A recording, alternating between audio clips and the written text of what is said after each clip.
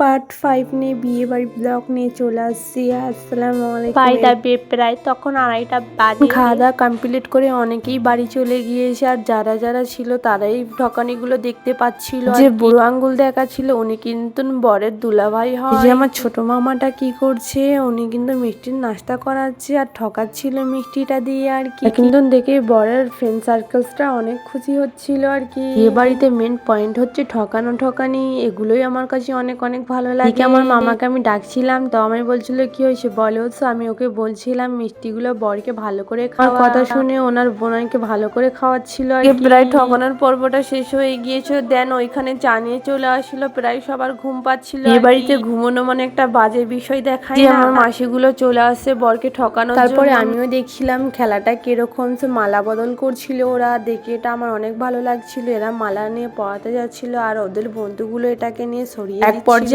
গিয়ে কি করছে সবাই মিলে মাথা ঠুকে গিয়েছিল, আর এটা দেখে আমার অনেক ভালো লাগছিল। আমি যখন ঠকাতে গিয়েছিলাম তখন আমার ক্যামেরাম্যানও আমার সাথে, ওর জন্য ক্লিপটা নেওয়া হয়নি। আজকে ব্লগ এই পর্যন্ত, পার্ট 6